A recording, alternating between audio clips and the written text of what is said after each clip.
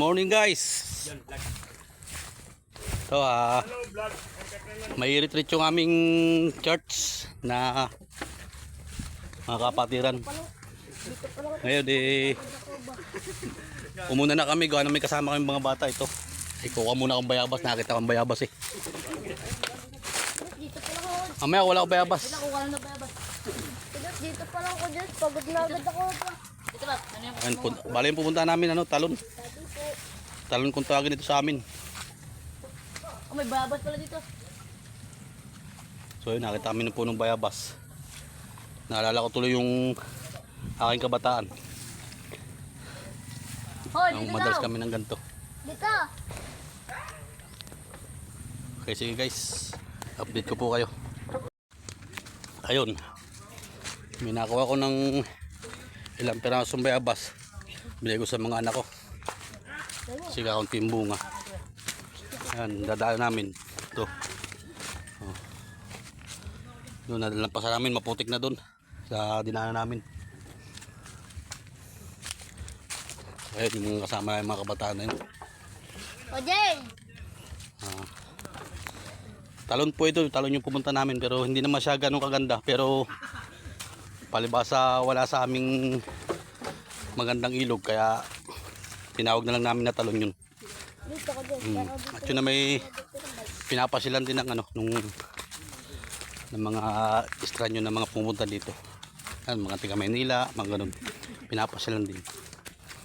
Hindi siya ganun kaganda, pero sa lamig ay malamig ang tubig. Talagang ito guys, nada namin putik. Ayan, yung buso ko, may dala siya ng galon, timbulan daw niya. Ang gagawin niya salbabida.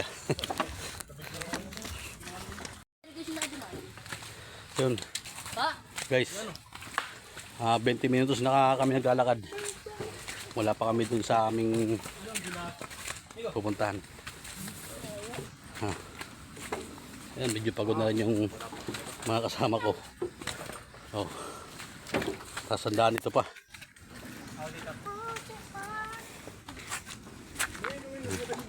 Siguro estimate mo simula sa highway lalakarin dito siguro mga 3 kilometro siguro. Tapos lalakarin mo siya ng sa mabilisan siguro mga 40 minutes, mga ganun siguro sa mabilisan lakad. Pero pagka yung mabagal na lakad mo ay medyo matatagalan ka.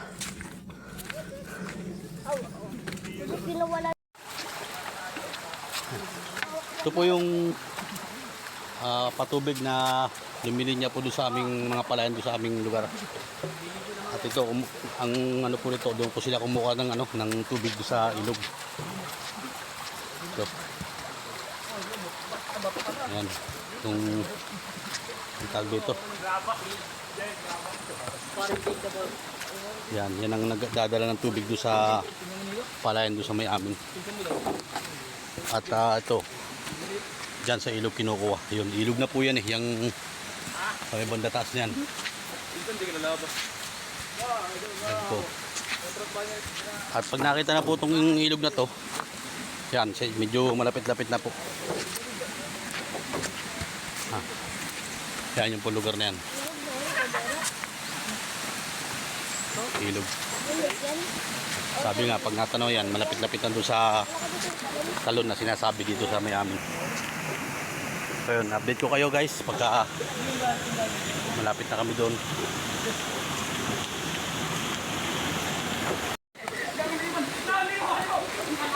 Ito po, ayan.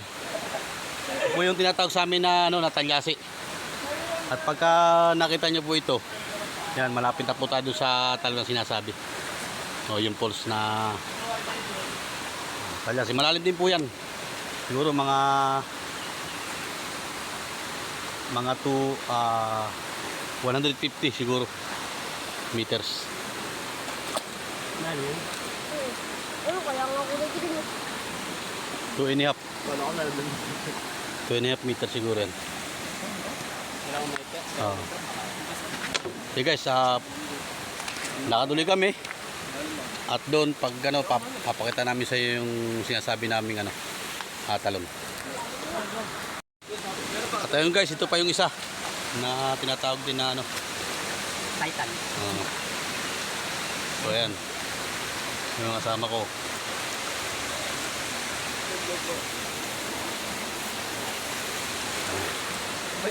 Pero hindi ito yung pupunta natin. Dito pa sa may bandang taas.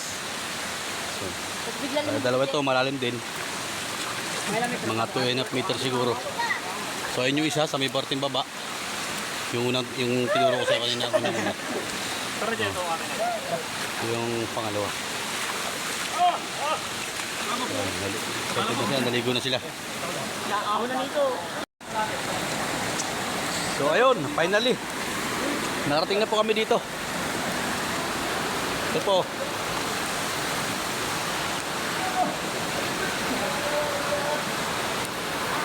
Yan lang po. Yan.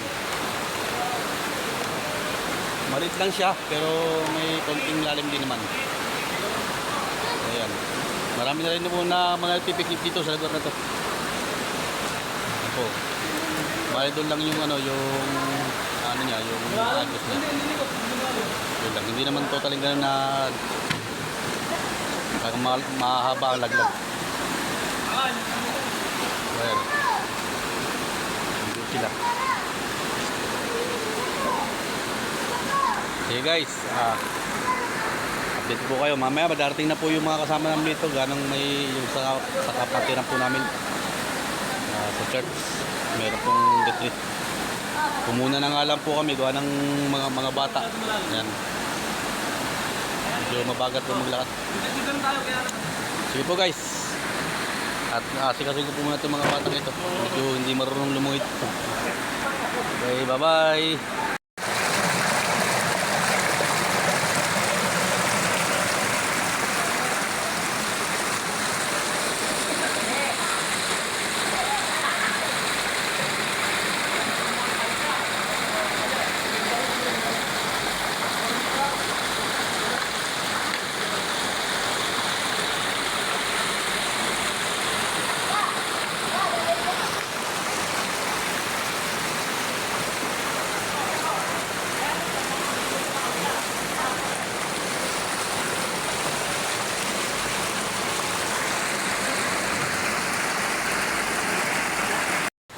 So ayan guys, kompleto na po kami. Dito na po kami pastor, ayan. Ayan mga pastor po namin. Ayan mga kasama po. Kakain na po kami. Ayan guys, ang aming chairman. Kanyang kabiyak. Mga anak. Ayan, kasama.